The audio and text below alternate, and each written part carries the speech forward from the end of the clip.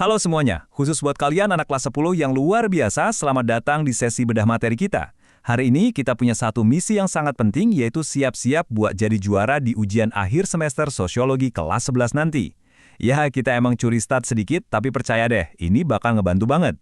Jadi siapkan fokus kalian ya, karena ini adalah masterclass pamungkas buat materi yang 100% bakal keluar di ujian, yaitu stratifikasi sosial.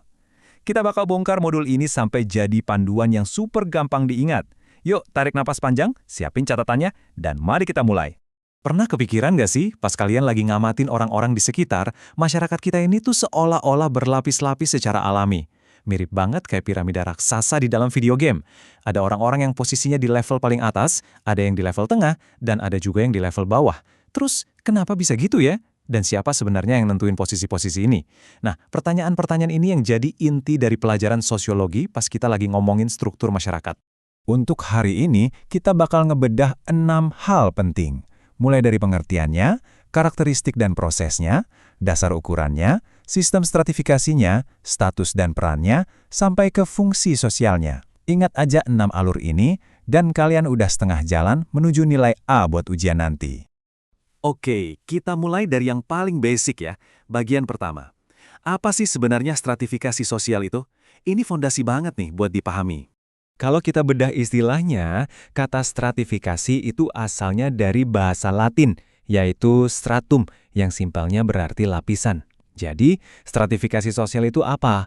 Itu adalah penggolongan masyarakat ke dalam kelas-kelas yang disusunnya itu secara bertingkat, atau bahasa kerennya hierarki vertikal.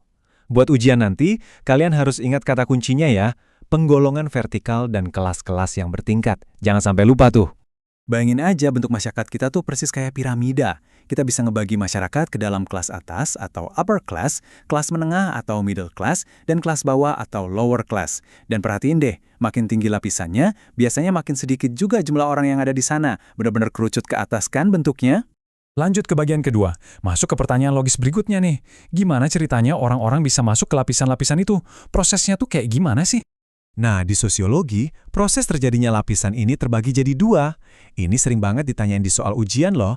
Pertama, ada yang terbentuk secara alamiah, alias terjadi dengan sendirinya. Contohnya kayak tingkat kepintaran atau usia, di mana kakak kelas biasanya lebih dihormati kan?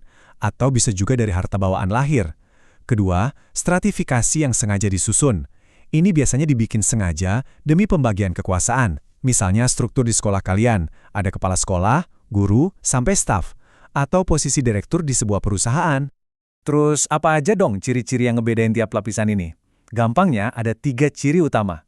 Pertama, jelas perbedaan kemampuan. Direktur perusahaan pasti punya kemampuan finansial yang jauh beda sama pekerja harian biasa. Kedua, perbedaan gaya hidup. Nah, ini yang paling gampang kita lihat. Dari cara bajunya, jam tangan merek apa yang dipakai, sampai tempat liburannya. Dan yang ketiga, perbedaan hak dan akses terhadap sumber daya. Si direktur mungkin punya fasilitas mobil dinas mewah atau akses kesehatan VIP yang pastinya nggak didapetin sama staf biasa. Oke, sekarang kita masuk ke bagian ketiga, yaitu soal aturan mainnya. Kriteria apa yang bikin seseorang bisa ada di atas atau di bawah? Menurut sosiolog terkenal, Max Weber, ada 5 dasar ukuran yang nentuin ini. Anggap 5 poin ini tuh kayak flashcard yang wajib banget kalian hafal. 1. Kekayaan. Ini udah jelas ngomongin aset dan uang. 2. Kekuasaan, yaitu seberapa besar wewenang dia atas orang lain. 3. Kehormatan, biasanya buat orang yang dituakan atau sangat dihormati di masyarakat. 4. Pendidikan atau ilmu pengetahuan.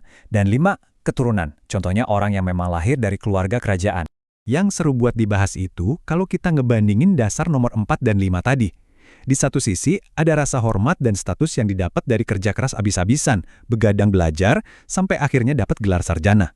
Tapi di sisi lain, ada status yang otomatis nempel sejak bayi lahir jebrot, murni cuma karena dia anak sultan atau keturunan raja, tanpa dia harus susah-susah mikirin nilai ujian. Dua-duanya sama-sama bikin orang ada di lapisan atas, tapi lewat jalur yang benar-benar beda 180 derajat. Kita lanjut ke bagian 4, sistem stratifikasinya. Karena nyatanya, di dunia ini sistemnya nggak selalu sama di setiap tempat. Tokoh sosiologi kita, Surjono Sukanto, ngebagi sistem ini jadi 3. Poin krusialnya, kalian harus paham bedanya. Ada sistem terbuka, di mana siapa aja bebas dan punya kesempatan buat naik kelas atau bahkan turun kelas. Kalian mau sukses? Ya kerja keras. Kebalikannya ada sistem tertutup. Kalau di sini, posisi kalian udah dikunci sejak lahir, dan nyaris mustahil buat pindah lapisan. Contoh yang paling sering muncul di ujian itu sistem kasta di India atau di masyarakat tradisional Bali. Terus sistem yang ketiga apa? Namanya sistem campuran. Coba bayangin gini, ada seseorang dari kasta bawah di sistem tertutup, sebutlah kasta Sudra di Bali. Terus dia merantau ke Jakarta yang pakai sistem terbuka. Di Jakarta kan orang nggak peduli kasta. Nah di sana dia kuliah tinggi, kerja keras, dan akhirnya sukses jadi bos. Dia berhasil memindahkan posisinya dari lingkungan yang dulunya tertutup ke lingkungan baru yang sistemnya terbuka. Keren kan? Sekarang kita masuk ke bagian kelima. Kita coba zoom in sedikit dari level masyarakat luas turun ke level individunya, status dan peran kalian. Awas ya teman-teman, 3 istilah ini tuh langganan banget jadi jebakan di ujian. Kalian wajib hafal bedanya. Ascribe status itu status bawaan dari lahir, kayak gelar bangsawan tadi. Achieve status itu status yang diraih pakai usaha, keringat, dan perjuangan, kayak jadi dokter atau pilot. Dan yang terakhir, assign status, ini adalah status yang dikasih sama pihak lain sebagai penghargaan, kayak pahlawan nasional atau peraih piala Oscar. Terus, hubungannya status sama peran itu apa? Simpelnya, mereka berdua itu ibarat dua sisi koin yang nggak bisa dipisah. Status itu posisi diam kalian, nah peran atau role itu adalah aksinya. Kalau kalian ngejalanin hak dan kewajiban sesuai sama status kalian sehari-hari, nah itu berarti kalian lagi memainkan peran kalian. Cuma ya gitu, ngejalin peran di dunia nyata nggak selalu mulus, sering ada masalah. Di ujian, pastiin kalian bisa bedain antara konflik peran sama ketegangan peran. Konflik peran itu kalau perannya berbenturan sama perasaan pribadi kalian. Misalnya ketua OSIS yang harus ngehukum sahabatnya sendiri karena telat, bikin dilema kan? Nah, kalau ketegangan peran, itu situasinya susah karena faktor luar. Contohnya seorang kepala desa yang disuruh negara narik pajak dari warganya, padahal dia tahu warganya itu lagi pada susah. Bedain ya dua situasi ini. Akhirnya kita sampai di bagian terakhir. Bagian 6. Setelah pusing ngebahas betapa rumitnya lapisan masyarakat ini, pertanyaannya, emang ini semua ada gunanya? Jawabannya, iya. Sistem ini punya fungsi yang lumayan vital. Pertama, buat ngebagi hak-hak istimewa secara lebih jelas. Siapa yang berhak dapat fasilitas A atau B. Kedua, buat nentuin simbol status orang, entah dari mobilnya atau sepatunya. Ketiga, buat ngasih lihat seberapa susah sih buat pindah kelas sosial di situ. Dan keempat, yang nggak kalah penting, ini jadi alat buat nguatin solidaritas buat orang-orang yang ada di lapisan yang sama karena ngerasa senasib sepenanggungan. Sebelum kita udahan bedah materinya, ada satu quote keren banget dari modul kalian ditulis oleh Aziz White. Sekolah maupun kuliah tidak mengajarkan apa yang harus kita pikirkan dalam hidup ini. Mereka mengajarkan kita cara berpikir logis, analitis, dan praktis. Ini pengingat buat kita semua, kalau belajar sosiologi dan ngapalin teori stratifikasi kelas ini bukan cuma biar lulus ujian besok pagi, tapi buat ngasah cara kalian mikir dan nganalisa keadaan di dunia nyata. Jadi, pertanyaan terakhir buat kalian, setelah kalian tahu gimana aturan mainnya masyarakat, gimana susahnya sistem tertutup, dan gimana asiknya sistem terbuka lewat achieve status, gimana kalian bakal manfaatin sekolah dan pendidikan kalian sekarang buat melesat naik menembus piramida masyarakat ke puncak kesuksesan kalian sendiri.